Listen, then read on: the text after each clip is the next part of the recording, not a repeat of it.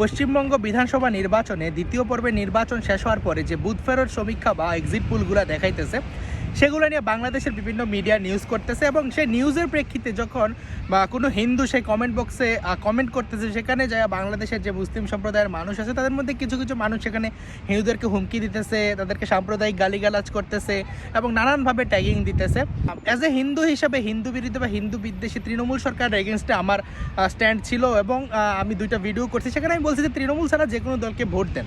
বাংলাদেশের হিন্দুদের জন্য পশ্চিমবঙ্গে ওপারে আসলে যেই সরকারই আসুক না কেন ভাগ্য উন্নয়নের আসলে কিছুই না, কোনো কানেকশন কিছুই না। বাংলাদেশে হিন্দুরা যেমন রিফিউজি হয়ে যায় তখন যেখানে একটা ছেলেকে ফাঁসানো হয় অবমাননার নামে, পরবর্তীতে প্রমাণ হয় যে তার আসলে ফোনই ছিল না, কিন্তু সেটাকে কেন্দ্র করে সুনামগঞ্জের শাল্লা বলেন, যশোরের অভয়নগর বলেন, কুমিল্লার কোরবানপুর বলেন, ব্রাহ্মণবাড়িয়ার নাসিরনগর বলেন, গ্রামকে গ্রাম পোড়াই দেওয়া হয় একজনকে কেন্দ্র করে।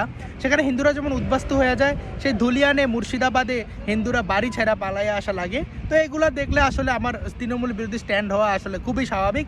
উপরে ক্ষমতায় তৃণমূল আসলো, বিজেপি আসলো, বাংলাদেশের হিন্দুদের আসলে এতে ভাগ্য উন্নয়নের কিছুই আসে বা যায় না। কিন্তু দেখেন, এই যে আপনি যদি সেখানে অতি বিজেপি হইতে যায়, বিজেপির থেকেও বড় বিজেপি হইতে যায় বা তৃণমূলের থেকে অতি তৃণমূলই হইতে যায়, আপনার বাড়ি ঘরে অ্যাটাক হয়, আপনাকে কেন্দ্র করে পুরো একটা পাড়াকে পাড়া ওরা জ্বালাইয়া দিবে। কারণ কমপক্ষে 10% মানুষের কাছে আপনি মানুষই না, আপনাকে হত্যা করলেও আসলে তার কোনো পাপ হয় না বা তার কিছু আসে যায় না। তো সেই বাস্তবতায় আপনি থাইকে আসলে অতি তৃণমূলে অতি বিজেপি হয়ে তো লাভ নাই। আর দেখেন, এই যে ভারতে 2021 সালের এই যে রক্তাক্ত সারদার মাস্টার মাইন্ড কুমিল্লার যে বাহার, তাকেও আপনার আশ্রয় দিছে।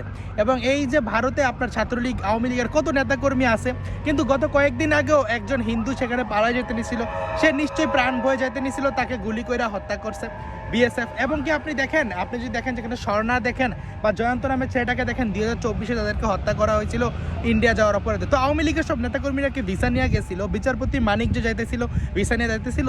তো আসলে বাহার সেখান থেকে মালয়েশিয়া কীভাবে যায়? তাকে গ্রেফতার করে কেন ছাইড়া দেওয়া হলো? আপনাকে ভারতে রক্ষা করবে, এইজন রক্ষা করবে, ওইজন রক্ষা করবে। আসলে ভারতের তেমন কোনো হিন্দু হিতৈষী বা বাংলাদেশের হিন্দুদের জন্য কনসার্নিং তেমন কিছুই না। ভারতের সাথে বাংলাদেশের সম্পর্ক ট্রেড এবং বাণিজ্যিক যে সম্পর্ক, এমন ভারত আসলে এই দেশের হিন্দুদের কোনো কনসার্ন বা কোনো কিছু নিয়েই তেমন চিন্তা করে বলে আমার মনে হয় না। এবং সেখানকার যে ছাত্রলীগদেরকে জায়গা দিছে, তারা আবার সেখানে যে মুসলিমদের যে প্রোটেস্ট হয় সেখানে আবার যায় আর কি, বিভিন্ন ধর্মীয় স্লোগান টোগান দেয়। তো এই হলো আসলে টোটাল সিনারিও। তো হ্যাঁ, অ্যাজ এ হিন্দু হিসেবে আপনি তৃণমূল বিরোধী স্ট্যান্ড নিতেই পারেন, কিন্তু সেখানের কোনো পার্টিকুলার দলকে সমর্থন জানায় আপনার জীবন, যেখানে আপনার দেশেই আপনার ভোটাধিকার চর্চা করার অধিকার নাই। প্রত্যেকটা নির্বাচন পরবর্তী সময় আপনি শিকার হন ভোট দেওয়ার জন্য। 2001 সালে বিএনপি জামায়াতের জোট সন্ত্রাসীরা কী করছে আপনারা জানেন, উইকিপিডিয়াতে সার্চ দিলেই দেখতে পারবেন যে হিন্দু নির্যাতন হয়েছে কিনা। ভোলা উপজেলায় 200 জন হিন্দু নারীকে ধর্ষণ করা হয়েছিল সেই সময়। প্রত্যেকটা পোস্টপোল ভায়োলেন্সে হিন্দুদের শিকার হইতে হয়। সে জায়গায় আপনি অন্য দেশের ইলেকশন নিয়ে বেশি লাফালাফি করার দরকার নাই। কেউ আপনাকে নিয়ে চিন্তা করেন। আমি সব কিছু হলো ওয়ার্ল্ড পলিটিক্স। আপনি যদি মনে করেন যে আপনি কিছু করবেন না, ভারতে এই করবে, এটা পুরোপুরি ফালতু একটা ধারণা। এই যে দীপুচন্দ্র দাস একটা নিরপরাধ মানুষকে পোড়াইয়া দেওয়া হইলো কিংবা ব্লাসফেমির অভিযোগ আইনা যে হিন্দুদেরকে হত্যাযোগ্য করে তোলা হইতেছে, সেটা নিয়ে সংসদে কেউ 1 মিনিট কথা বলছে, কিন্তু হিন্দুরা কি কাউকে ভোট দেয় নাই? দেখেন, হিন্দু অনেকে আপনার শুভকামনা জানাইছে নিতাই রায় চৌধুরীর যে মেয়ে গয়েশ্বর চন্দ্র রায়ের যে পুত্রবধূ নিতিন রায় চৌধুরীকে। সেই আপনার আজকে যখন গ্যাজেটেড হয়েছে সংসদ সদস্য হিসেবে নারী আসনে, সেখানে সে আলহামদুলিল্লাহ বলে কৃতজ্ঞতা প্রকাশ করছে।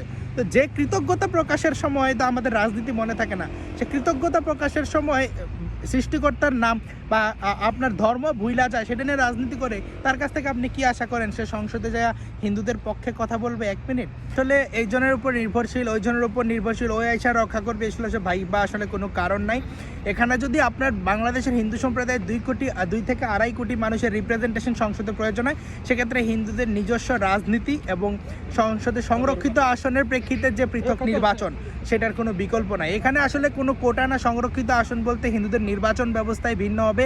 হিন্দুরা নিজেদের ভোটে নিজেদের সদস্য নির্বাচন করবে, তারা দলীয় উচ্ছিষ্ট ভোগিতা বা চাটুকারিতা বাদ দিয়ে শুধুমাত্র সেখানে হিন্দুদের কথাগুলা পার্লামেন্টে তুলে ধরবে। সেক্ষেত্রে যেসব রাজনৈতিক দল হিন্দুদেরকে ভোট ব্যাংক হিসেবে ইউজ করে, তাদেরও ষড়যন্ত্র ব্যর্থ হবে এবং কি যে নির্বাচন পরবর্তী যে সহিংসতা, সেগুলাও হিন্দুদের ফেস করতে হবে না। তো ভিডিও ভালো লাগলে লাইক, কমেন্ট, শেয়ার করে পাশে রাখতে পারবেন। ধন্যবাদ সবাইকে।